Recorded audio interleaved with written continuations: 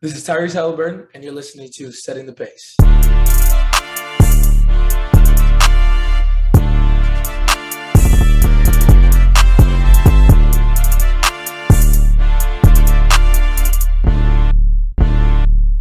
Look, setting the pace with Alex and Fauci.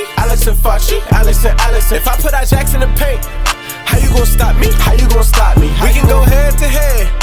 Call out your top three. Look at the switch from Duarte. Now that boy got three. We got Haliburton running point. This is the Bennedict for the shot. If anybody gon' come in the post, then we got Nesmith for the block. Setting the pace, going to the top.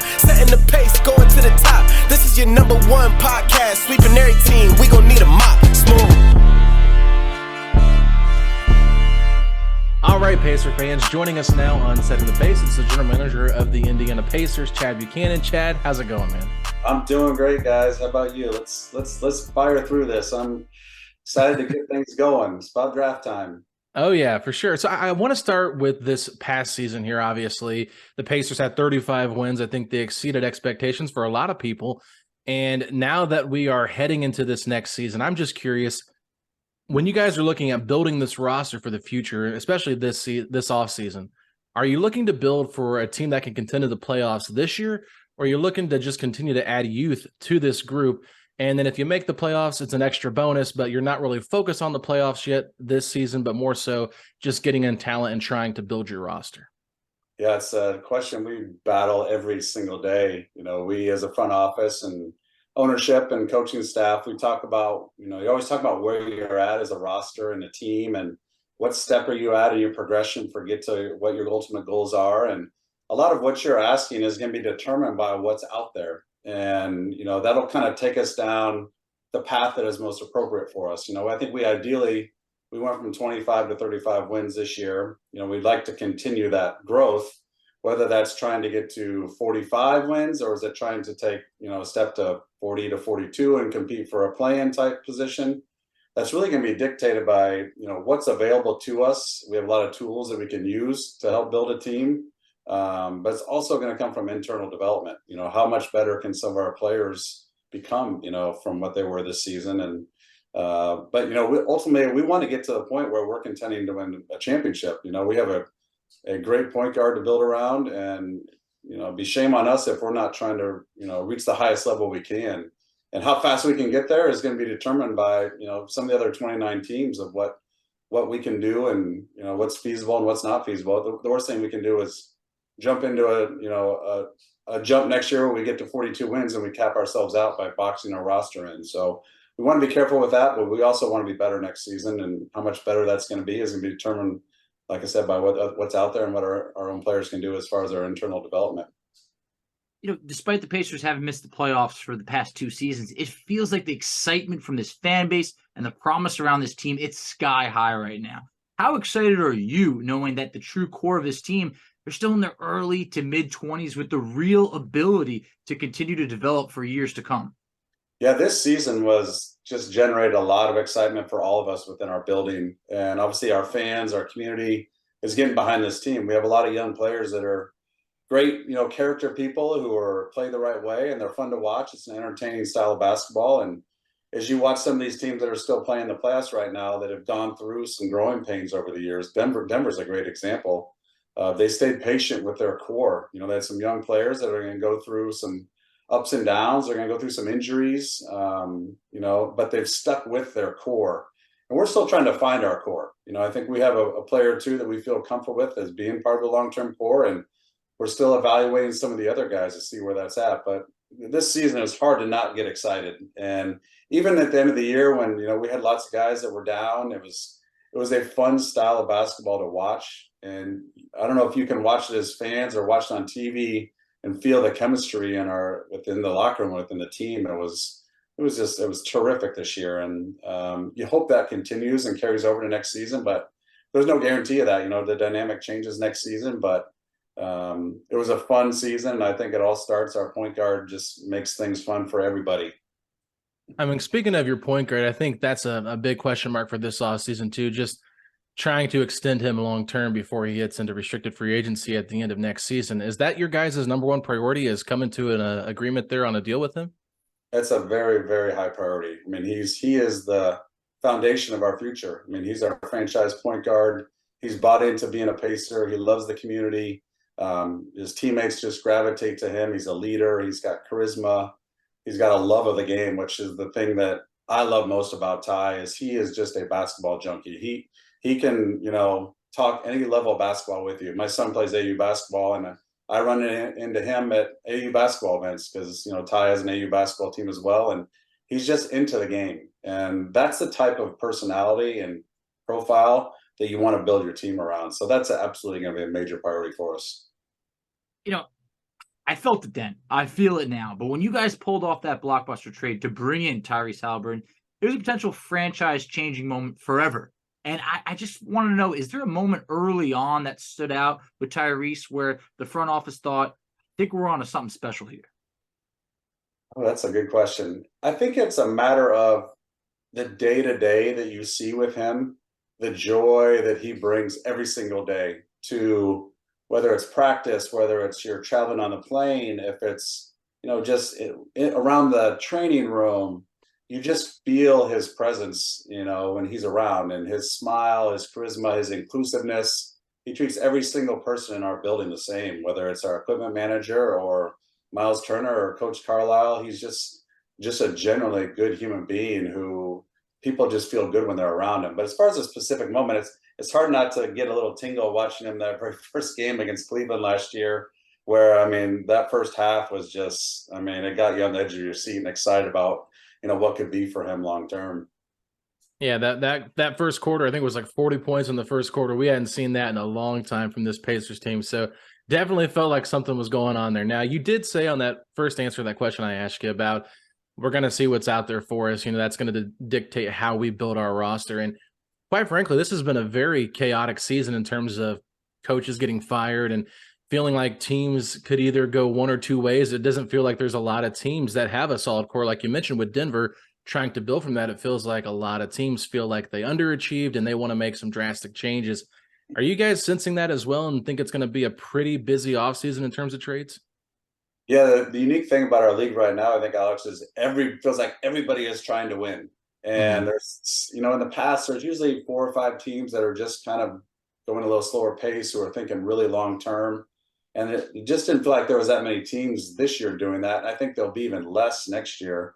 So that's going to create a lot of, you know, aggressiveness, I think, around the league from teams trying to figure out, okay, maybe we didn't reach the ceiling we wanted to this year. Can we make a small tweak or a big tweak? And how does that fit in with the rest of the league? And, you know, the new collective bargaining agreement will impact some teams' decisions as they build their roster, both short-term and long-term. And I think we're in a good position because we have a lot of flexibility with both our cap, but also our draft pick, you know, situation as well. And to have a young core that's, a lot of the guys are still on their rookie scale deals. We have a little bit of a window here to try to build, you know, something pretty quick if we can. But like I mentioned, I don't want to put us in the situation, I think none of us do, where we're tapped out to be a 7th, 8th, you know, 9th seed, and that's our ceiling. You know, that's the worst spot to be. And that's not our goal. I mean, we have higher aspirations than that, but we also know you got to take steps to get there too. No, you do, but you know, Chad, you got to think about it. A ton of teams got impatient. They pushed the majority of their chips in, sacrificing draft picks, salary cap space for years to come, just to get bounced in round 1 or perhaps not even make the playoffs. What's the vibe of the front office right now, knowing that true flexibility that you talked about of owning all your picks? The books are squeaky clean. You're possessing arguably the most young and promising all-star point guard in the game, and essentially 2 all rookies on this team going into, you know, like you mentioned, just the books right now look so good that anything could happen for this Pacers team. Yeah, and I think the one thing that we have is we have clarity of what we feel like this team needs. I mean, as you look at positionally what our roster is missing, I think, you know, we feel pretty strongly about where we're missing, you know, the positions, the skill set, the traits. And, you know, we've been talking about this, you know, for ever since we made the trade last year. We've kind of identified, okay, where are our holes moving forward if Tyrese is as good as we hope he's going to be, which he's turned out to be that. You know, Ben's had a terrific, you know, first year. Myles has been just a rock for us. So, but we have a lot of other holes, you know, and that is the good thing for us is we know what those holes are, and we've identified players around the league that we feel would be great fit for those holes. You know, whether you can get them or not is, you know, it's not always up to us, but we're going to be aggressive in going after those profile players. And whether it be the draft, you know, whether it be trades, free agency, you know, we have clear, you know, holes that we want to try and fill. And we're going to be aggressive trying to do that. And whether it happens now, it happens at the trade deadline, it happens next summer, you know, we're going to go into this, you know, trying to be aggressive and going after the players that we've targeted. I mean, you talked about Ben Mathurin's rookie season, and it was one special season. We saw him really come in and just fit in right away in the NBA and just kind of show that he belongs. But I'm curious, long term, we saw him start towards the end of the season. Do you see him more as a starting shooting guard or a small forward, or does it really matter? Because I know there's a lot of good, talented guards on this roster already. But where do you think his ideal position is, and how that helps you determine what other roster positions you want to address in the offseason? Sure. I think we're trying to find players that fit next to Ty. And I think Ben has shown the ability that he has some of those traits that fits next to him. You know, he's a secondary scorer, which, you know, Ty some nights wants to score, some nights he wants to facilitate. You know, I think Ben, as far as which position he is, I feel like the league today is almost like you're a wing. You know, there's guys who are straight point guards, there's combo guards, there's wings, there's hybrids, which is like a 4-3 or a 3-4. There's straight power forwards, and then there's like centers. I think Ben is really just a wing. I think he has, you know, to be a true like secondary ball handler, he's going to have to improve his ball handling, his pick and roll ability, which is what, you know, a combo guard does and some twos do. But I think he has the size, the strength, the mentality to guard either wing position. And, you know, it gives us some flexibility when we're putting who is the best person next to Ben, you know, at the wing. Is it a 6'9" athletic defender, or is it a, you know, is it a shooter? You know, is it a guy that gives Ben and Tyrese space? You know, that it gives us a lot of flexibility because Ben can toggle to either spot.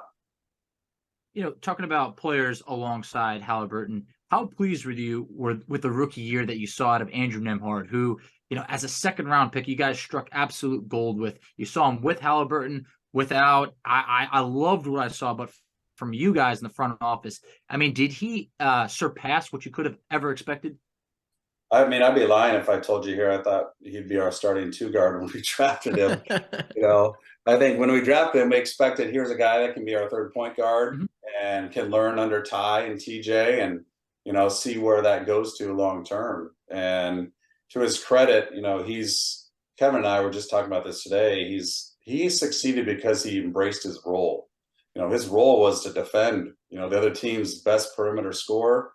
His role was to play off of Tyrese. You know, there was times where he was, you know, not very involved offensively, but it didn't affect his play. It didn't affect his approach to every night.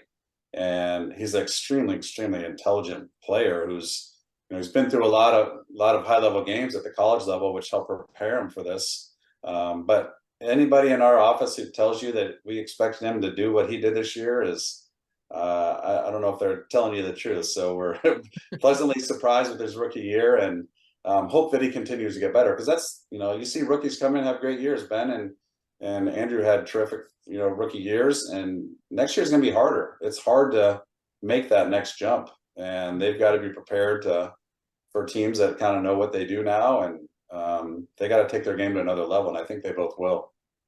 Yeah, that's a great point about Andrew, because when we had him on before the season started, he even talked about being open to go to the G League just to get reps, to get better. And then he got a DNP coach's decision the first game. And we're like, okay, maybe he won't play much. And then all of a sudden thrust him into the lineup and he just succeeded. And I think because of his defensive versatility, that's really what helped him solidify that starting two spot. But, you know, I'm curious about the draft picks that you guys have, because we know we have 7, 26, 29, 32, and 55, I think it is. So I understand that there's so many first round picks, you know, right kind of close together in that 26 to 32 range. In terms of the first round versus second round, which pick is more valuable, that 32nd pick or a late first round pick? Because I know there's different ways you can go about negotiating contracts with those. That's an interesting question, because I think it's going to depend on each team's cap situation.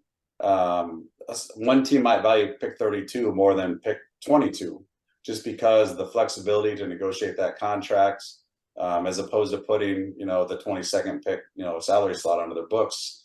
But I think most teams are probably, the higher pick is usually more appealing.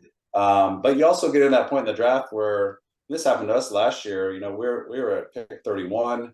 And we had a couple guys that we were hoping were going to get there. We were aggressive trying to move up into the late 20s. And we got to the point where you do the math. You're like, well, we could try to get into pick 28 and give up these assets. But we have 4 guys that we really like. One of them is going to get there. So some of that is determined as the draft takes place as to what that value of that pick becomes. And there are lots of teams right now don't have first round picks. So right. And a lot of those teams are teams that are, financially in, a little bit of a corner, and they need cheap labor. And so a rookie scale contract, a young player, maybe they're a veteran team, a young player that they can start to look to the next step of their iteration of their roster, it becomes appealing to them. So it's a good situation to be in, to have extra picks. And obviously we don't have the roster spots for 5 players. We might draft Michael's newborn baby for the pick 55, but you never know. We're considering everything with those picks at this point. It's safe to say that everything worked out because we love Andrew, and like I mentioned, the pick was a home run. But while we don't need you to tip your hand as to which players you like by any means, what sort of characteristics or qualities are you really looking for in this draft to add to a team that's viewed as, on the rise in this league? Well, our biggest weakness, I think you guys would all agree, is we were a very poor defensive team this year. I think that's got to be a trait of anybody that we add to this team this offseason, is somebody that can help us improve as a defensive team. I think we have guys that can score the ball. I think that's not going to be a huge hurdle for us on the offensive end, specifically because we have Ty and you have TJ McConnell and your Nemhard guys who are just pass first facilitators, help elevate your offensive side. But I think anybody, whether it be the draft, free agency, trades, there's got to be a defensive component to that player. And because they're just nights where we can't outscore everybody every night. It's not a recipe to win. I mean, you watch these playoffs and it's a war every possession. And for us to play at that level, we've got to add pieces that can compete in that type of environment. So the defensive side is going to be important. We're always going to value guys that can shoot. That's big for Coach Carlisle and his system. And, guys that are, hungry. And I like overlooked players, guys that maybe in high school were, they weren't a McDonald's All-American. They weren't recruited by every, blue blood, that have had to fight and scratch and claw to get to where they're at. Those are the players that I'm attracted to. And that quality is always helpful when you're looking for the profile of a guy who's going to come in and just be gritty and defensive minded and embrace a role that maybe isn't always like a super, sexy role, but it helps your team win. Mm-hmm. Yeah, I think the value of role players by a lot of fans in terms of team building has kind of been devalued just because people are like, oh, they're not a star, they're a bust. Well, it's like, look at a guy like Kentavious Caldwell-Pope. He was drafted 8th overall by the Pistons, kind of been a journeyman, but helped the Lakers win a championship. Now he's almost going to help the Nuggets get back to the finals, and that was just a very under the radar small trade between Washington and Denver. And look at what that did for them. Just finding those kind of glue guys matters for team building. So I think that's really important. But I'm curious in terms of the draft process, though. You watch these guys all season long. Your scouts do a great job. You do scouting yourself. I know that. But I'm curious, what's more important during this type of stretch right here that we're in before the draft? Is it those individual workouts that you bring these players in for, or is it more so than one-on-one conversations you have to really get to know these players, who they are as people? Well, I would say the most important thing that, I believe in and I stress to our scouts is we spend all year watching these guys, whether it be in a practice setting, a summer camp, setting, their college team or international team setting. When you're in a gym, if you're at the University of Illinois watching Illinois play Ohio State and it's January 20th and you're watching a player, how you feel when you walk out of that gym that night is what you should always go back to when you're evaluating a player. Because it's easy this time of year based on an interview or a workout or stuff that media or agents are putting out there to kind of maybe confuse you or get you thinking about something that really isn't that important. What's important was, how did you feel when you watched him compete in the middle of his season, when something really meant something to him and his team and his teammates in his school? What did you think when you walked out of the gym? That's what you should go back to the core of all your decisions, because that's the player you're getting. Because a player in an interview or a workout is just a small glimpse, and sometimes it's not the glimpse of what you're actually going to get. But what you saw when you watched them during the season, what you saw when you watched them in their conference tournament, in practice, when there's no fans in the building, that's the player that you're getting. Because these are players you're around every day for 82 games, and you want somebody that you believe in is going to be competitive, that loves the game, that's going to play the right way. So that's the core of evaluating players for us. But this time of year, the interview part it's helpful, because you get a vibe of maybe how much that player knows about your team, about your players, about your coach, about your system, about the organization, about the city. And you find out, what I find out the most in these interviews is who really loves the game, because you find out who's studied the NBA, who's studied your team, who's studied other players in the draft. Because quite frankly, there's players that you interview that don't know who Tyrese Haliburton is. And that's a little bit of alarming, and so that's a little bit of a red flag when you're looking at a player. You're like, okay, this is going to be his job. He doesn't know who, your best player is. Is this job going to be fulfilling for him? Is he going to reach his ceiling? Because it's a job. It's not a passion for him. And that's the biggest thing I take away from this time of year is who loves the game. Because if you love the game, you're going to work at it. You're going to be coachable. You're going to put in the time, and you're going to reach whatever your ceiling is.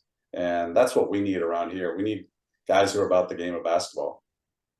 What was it about Bennedict Mathurin that stood out last year in the draft process of everything? Because it felt like the fan base really wanted Mathurin, and I loved hearing about it. I think it was like how he had that like secret workout. He came back later on. Just hearing stuff like that is just really like, you guys nailed that pick. And for Alex and I, that's the best Pacer rookie we've seen in our lifetime. So what was some of the traits and stuff that you saw with Mathurin during that process last year?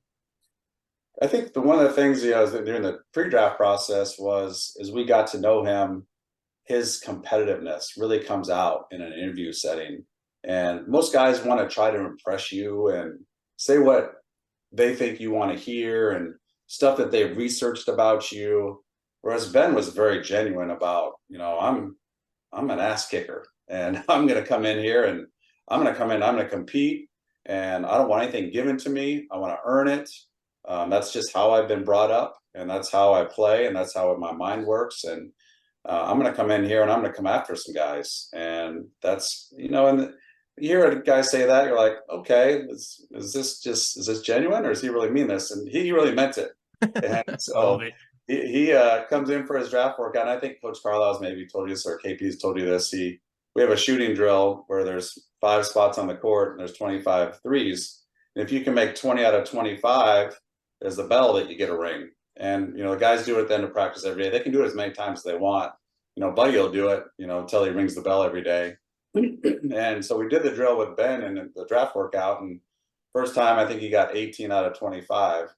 And he's like, I want to do it again. So we're like, okay, you can do it again. I think he got 17 out of 25. Now he's really getting ticked off. And so we're like, that's the end of the workout. He'd been going it was a solo workout. He'd been going for almost an hour and 15 minutes, which is hard as a solo workout. I mean, he's just dripping in sweat and tired. And, we've seen enough at that point. He's like, nope, I'm going again. And so he went again. He got 19 out of 25. He slams the ball on the ground, and he's just ticked off. And finally, Coach Carlisle's like, it's enough. We're done. Workout's over. You've got to shower up. You've got to do media, things like that. And so we finished up, and Ben's just in the worst mood now. He's just, he had a good workout. Now he's in the worst mood because he couldn't ring the bell. And so he goes and he showers, he does the media, and it's about, I don't know, it's maybe 5 o'clock, and I'm getting ready to go home, and the lights are off in the gym, and all of a sudden I hear the ball bouncing, and I'm figuring it's Gennaro Pargo, one of our player assistants, is always in there shooting. So I just figured it was Gennaro. And I look down there, and it's Ben, and he has nobody rebounding for him. He's doing it himself, the 25 spot. And he does it, and eventually he rings. The lights are off in the gym, and he rings the bell because he got 20 out of 25. And I'm like, that is the guy who loves basketball, who's competitive and is driven. And he's been exactly that. And he's in the gym shooting with the lights off, trying to get this bell rung. So that's just who he is. That doesn't These make are the you stories that we live for. We love that. Yeah, I don't think I've ever heard it in that much detail. So that's great to just kind of get more of a detailed version of that. So, we talk about this year's draft and wanting to add defensive minded players, and it feels like this is a really good draft for wings. And it feels like there's a lot of them at the top of the draft as well. In that top 8, maybe you have some hybrids in there as well. But do you feel like the majority of the players that are in that consensus top 10 do bring that defensive presence that you guys are looking to add? I think you're spot on with that, Alex. There's so many guys. Obviously, there's a couple guys at the very top that they're just all around great players. There's many players in that range that we think could bring a lot of things that we're looking for, both from positional standpoint, the defensive standpoint, the toughness standpoint, the shooting standpoint. So we're excited. Obviously, you want to move up in the lottery, but we're also really happy with pick 7 and the possibilities that come with that. Oh man, I mean I was so hopeful we were going to move up, and it really just felt like, you know what? We didn't move back. So at that point, and we got pick 32, so we got to take what we can get. But I got to know from a front office standpoint. Look, I don't know what sort of magic tricks you guys are learning over there, but we got a bunch of magicians in the front office that continue to pull rabbits out of hats on a yearly basis. But on average, how many conversations or how many weeks does it take for a real trade to materialize between trade partners in the NBA? It's a wide range. Some of them happen like instantaneously, almost with like one phone call when you're almost under the gun with the clock, and maybe not half, maybe a third of them happen that way. The other 2/3 happen over the course of months of dialogue where, something that may happen this summer, you can trace back to the trade deadline where kind of the ball got rolling with the thoughts around a concept. And then you finish out the season, then you recircle back and, discuss similar parameters around, similar players, and it comes together in the summer. So it's such a wide range, and it kind of depends on the team. Certain teams are more likely to engage a long drawn out process, and others are going to be, hey, we're going to put them on the clock right now. We have 10 minutes till the trade deadline, and let's put this on their plate right now and see what they bite. But it's each team has their own unique style, and I mean we've had success with trades. We've missed on stuff too. I mean, like any other front office, and I think the Tyrese trade has been great for us. It was great for Sacramento, so it's a win-win, which helps. If there's something down the road with us in Sacramento, you feel good about that because we both came away with feeling good about that trade, and that helps building a connection with another team and their comfort level with working with you. Yeah, I mean, the Kings got roasted immediately after that trade by all of the national outlets, but I think it's really been awesome to see them kind of bounce back from that because it did feel like a really fair trade because I feel like people just have always undervalued what Sabonis can be as a player, and I think that he showed that. Obviously, there's limitations to everyone's game, but I think by them being a 3 seed this year, I do think that it really did solidify, hey, this trade actually worked for both. And, Tyrese being an all-star really made that all come together too. So I think that was a win-win trade, like you said. And I'm hoping we can kind of put that narrative to bed with Kings fans and Pacer fans being so upset about, who won the trade. It really doesn't matter. I think it benefited both. But I'm curious because this draft class, I'm really enticed by a lot of these players, but I'm curious from your standpoint, do you feel like there's a lot of franchise-changing players in this draft, or do you feel like it's, like that top 3 is really like franchise-changing and the rest are kind of more role players, or where do you see this draft at in terms of depth? Yeah, as far as franchise players, I don't think that's deep with those. I think there's a couple guys potentially at the very top, like you mentioned, and there's going to be one hidden in there somewhere, and whether it's in the lottery or it's in the second round. And I mean, you're seeing what the second rounder that Denver has is doing for them right now. There's somebody else hidden in this draft, and it's our job to try and find them. But I think you're more likely looking at a lot of like really helpful players that maybe aren't franchise players, but they're guys that are going to help you win games. And some of them, we're going to take a little longer than others, but I think there's some really good pieces to some good teams that are going to have good NBA careers. And I think we have a chance to get one of those at pick 7. I'm really excited for that, especially after what you guys did last year at pick 6. It just feels like, hey, let's keep the good times rolling. But when it comes to maybe another piece, a really really good low risk high reward move that the Pacers made last year, knocked it out of the park, was the trade for Jordan Nwora, also acquiring 3 second-round picks. I mean, what was it that intrigued you most with Nwora's play post-deadline? Because I know that the Pacers also had interest initially when he was a prospect a few years ago. Yeah, we had interest in him in the draft. We had interest in him last summer in free agency. There's been lots of dialogue, over the years with his representation, and we're finally able to. The timing was right on Milwaukee's end and our end to make a deal.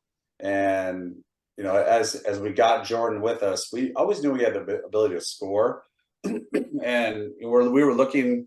We're looking for guys 6'7", 6'8" that can score and play the 3, play the 4. That's a hole in our roster. So here's a young guy on a very reasonable contract who we've always respected and admired from afar, and let's take a chance on him. Where we're at with our season, we had a hole at that position. We wanted to take a look at a guy, and obviously he had some big scoring bursts for us. Once the trade happened, and I think he felt empowered. He was playing on a championship level team in Milwaukee, and maybe wasn't getting the consistent opportunity that he wanted. And, we were able to provide that for him. And, to his credit, he, took advantage of it. And, Rick instills confidence in guys that can score. I mean, players feel that from coach, and he felt it immediately. Coach really does a good job of making guys feel good about their ability to score the ball. And he wants them to have the freedom to be aggressive to score the ball. And Jordan just felt right at home, right away. And, we're hopeful that he can give us some of the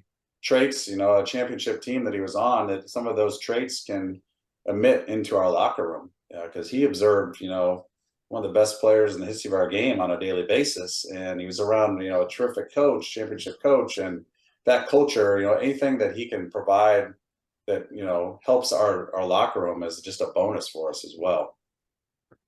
I'm going to ask a sensitive topic maybe here a little bit. I got to go back to last summer, the DeAndre Ayton stuff, when you guys went after him, offered him the max contract. Not going to ask you about Ayton because I know he's on a different team. We can't talk about him, but I'm curious how that offer sheet impacted Myles Turner and what you guys saw from him this season. Was there something that kind of lit a fire in him when you guys went out there and did give DeAndre that offer sheet? And just the year that he had last year, talk to me a little bit about that. This is my 19th year in the NBA, and I'm not sure I've been around a more loyal person when it comes to Indiana Pacers, specifically than Myles, because he has every reason to be, gosh, this team, I feel like, my name's out there a lot. If there is a potential trade, we've communicated it to him. We're very open and honest with our guys, and we were open and honest with him about that situation last summer. And to his credit, he's been in the league long enough that he knows that's part of the business. And he was able to separate that from his love of his teammates, his love of Indianapolis, his love of the Pacers. And when, the other situation didn't happen, he's like, I'm all in. I see, maybe you felt like there's another player out there that was a better fit than me. There's other reasons. It wasn't just the player. There's contract situation, things like that factored into that. And Myles understood that too. But sure, I'm sure he was, part of him was like, okay, I'm going to show these people. They thought somebody else was better than me. And, we were obviously thrilled. We weren't trying to get off of Myles Turner. We've always valued Myles. He's obviously a terrific player. And there was a situation where, we had to look for the long term of our organization. We didn't know what Myles' situation would be long term, so we had to prepare for that possibility. And everything's worked out tremendously for Myles, financially, for the basketball part. He's playing the center full time.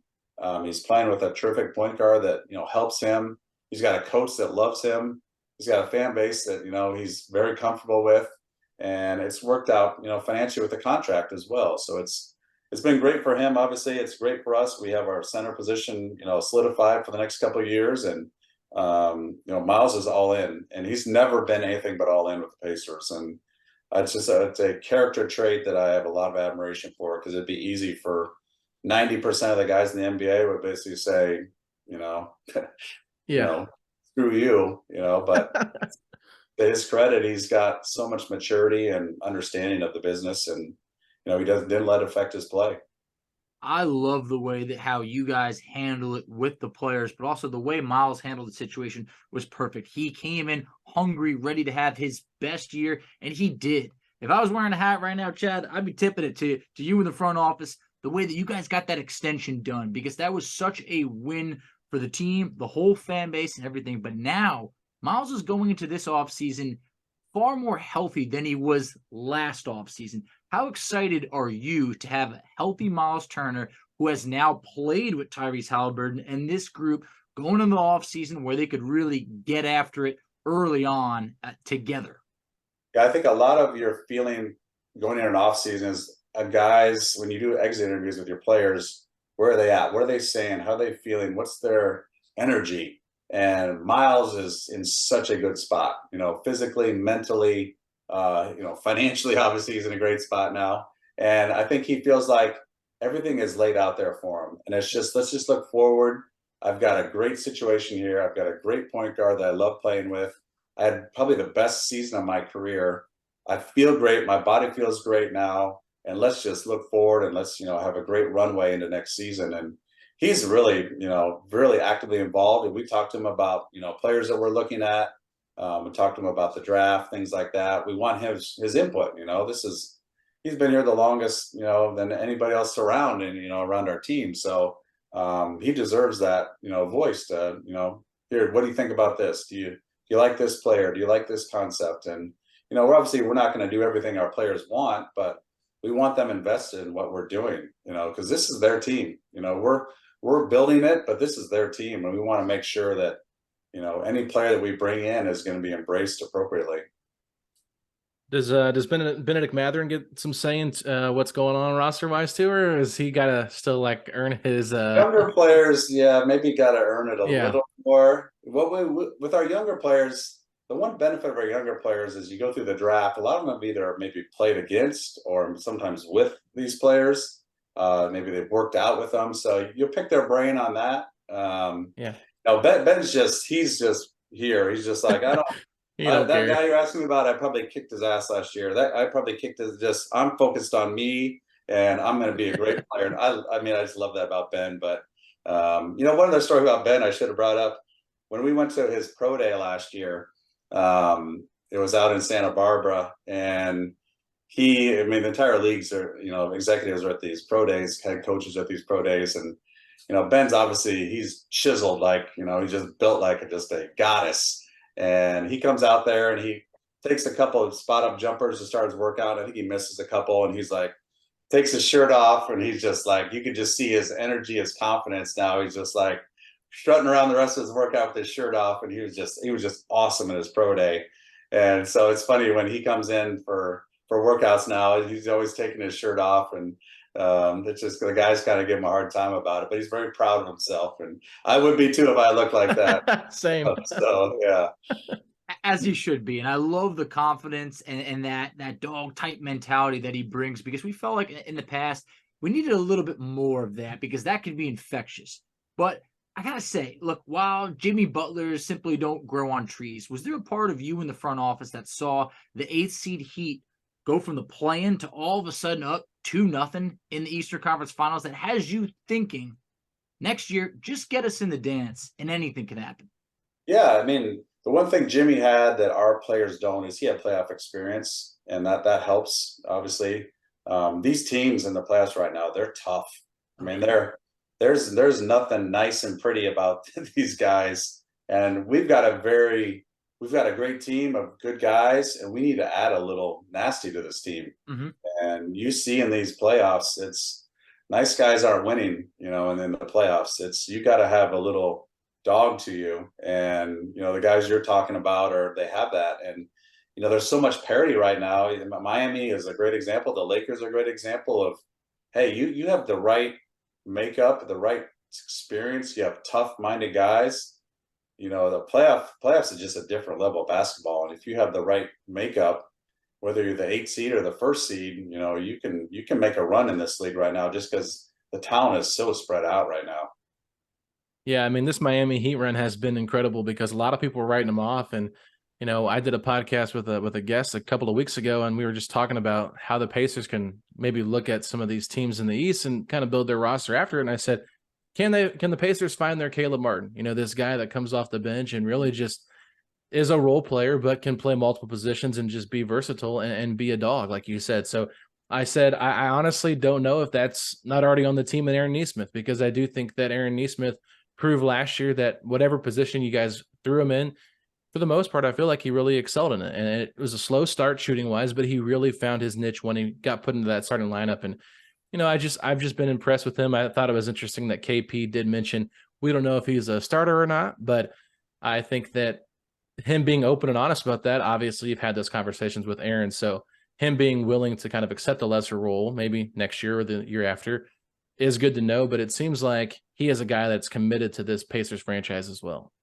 Yeah, Aaron is. If you look back to when he came out of college at Vanderbilt, I think his draft profile was probably a guy who's going to run off screens. He's a good catch and shoot guy. He's going to be more like a Buddy Hield than he's turned out to be. He's more, he's turned into this gritty, tough, athletic, physical, defensive-minded, just junkyard dog. And it's such. We talk about this in our scouting meetings. Sometimes it's hard to project what a guy is going to turn into once they get to the league. And I think Aaron's experience in Boston, playing on obviously a championship level team, what he was watching every day with some of those players in practice, kind of molded him into what he's become now. And he just gives us grit and tough and nastiness, every night out. And, his shooting is, can be there some nights it's not, but his effort and his toughness is there every single night. And that's a playoff player right there. Mm-hmm. Absolutely. I think he finished like third on the new Hustle Award, I believe it was, and deservingly so, because that man was diving for any loose ball, taking on tough challenges every night. And when you see someone do it next to you, you want to do it. And that's exactly what the Pacers need to do. You talked about how they need to add more defense.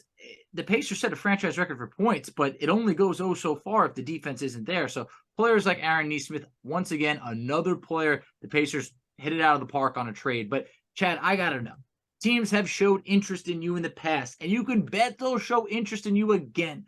However, we're very fortunate to have you here. But what is it about trying to build a winner, and how special would it be to do it in Indiana that keeps you coming back for more? I mean, I'm from the Midwest. I love Indianapolis. I love the people here. I love our owner. He's, that's where it all starts for us. I mean, he's just a phenomenal human being.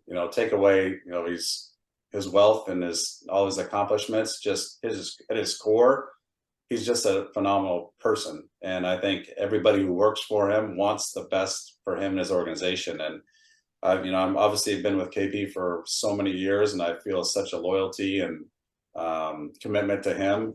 I mean, I want to see the Indianapolis Pacers, the city of Indianapolis, win a championship. I want a parade in this city. And, I've been in this league a long time. I've never experienced a championship. And I don't want to jump from team to team chasing that. I want to do it here. And there's no reason it can't happen here. I love it. If we're just content with trying to be just, okay and just good, that's not good enough. Herb Simon deserves a championship. And KP, Kelly, Ted, Coach Carlisle, our players, we want to give it to them. And, how long that's going to take, I don't know. But that is what I want. That's what we all want. And that's what I dream about every single day. I drive into work, from Westfield every day. And it never does not cross my mind as I drive into work what it'd be like to win a championship in this city and for our owner.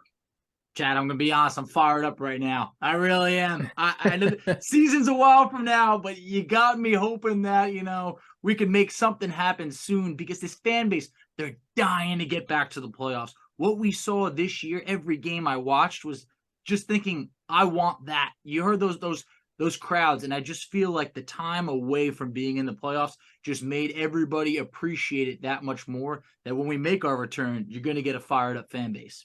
Yeah. Our fans are terrific. This year, they were phenomenal. We obviously were on the cusp of being a playing team, but there were nights you come to our building, and it just felt like, just such a great vibe, and our players just feed off that energy. And I want to see what this building looks like when we're making a deep run. And I spent this week at the Combine in Chicago, and I had dinner with Coach Carlisle, and I was just, I'd pick his brain a lot on things from when he was with the Mavericks and his stops around the NBA, and just, what was it like the night you won the NBA championship in Miami? What'd you do? Where'd you go? What was the first thing you thought of? Who's the first person you talked to? I just like picking his brain about that, because he's just such a wealth of experience and success, and we're so fortunate to have him as our leader, and he wants the same thing for this organization. And I think we're in a very unique situation where we're all united, from ownership to front office to the coaching staff to our franchise player. We're all on the same page. We all want the same thing, and you don't always get that. And we realize we have multiple steps to take to get there, but we're in a good spot. We're on the right path. I always use this phrase. You can be on the right path, but if you just sit there, you're going to get run over. And so we got to keep taking steps, to get to where we want to get to. And it's, little by little, but we're going to get there. All right, I'm gonna end the conversation here from me. I don't have any more questions after this. Just a little fun one for you. Have you ever listened to one of our podcasts or saw something on Twitter where you saw a trade idea from one of the fans, one of the low life peoples that just want to be GMs, and thought, that's not a bad idea, or wow, they're way off the wall? I'm just curious.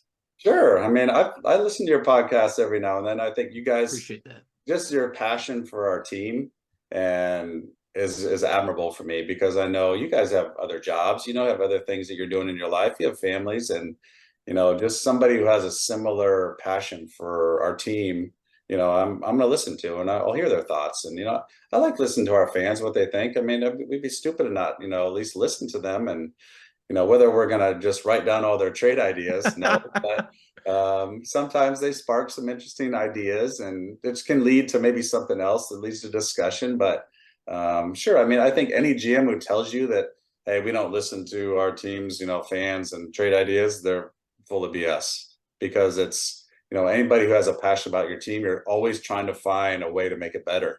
And, sometimes it comes from externally, somebody that you're not expecting to get it from might have an idea that you're going to at least, kick around. So, if it ever happens where we execute something that you guys give to us, we'll be sure to acknowledge you in the press conference. That'd be great. I love it. First of all, I appreciate you saying you've listened before and everything that comes with that. But Alex and I, we just want to be part of the contribution to spark exactly that parade that you mentioned. Because, Chad, I'll be honest, it's almost 10 p.m. at night.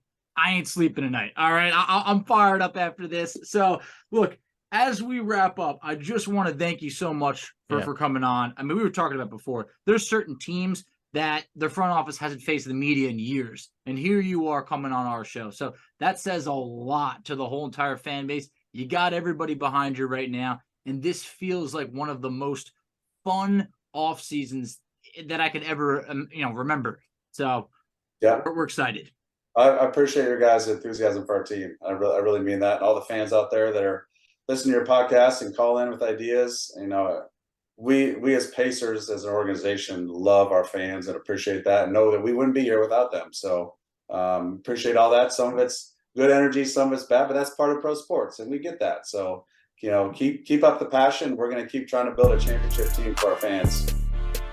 Love it, man. Well, thank you. Yeah, thanks so much for coming on, Chad, and we'll make sure to hopefully get you on again soon, maybe after the draft, just kind of after the summer, see where we're at, and maybe talk about the team moving into the season, since we'll have a little bit more clarification then. But thank you so much for your time, and really appreciate you coming on. Thanks for having me, guys. Setting the pace, going to the top. Setting the pace, going to the top. This is your #1 podcast. Sweeping every team, we gon' need a mop. Smooth.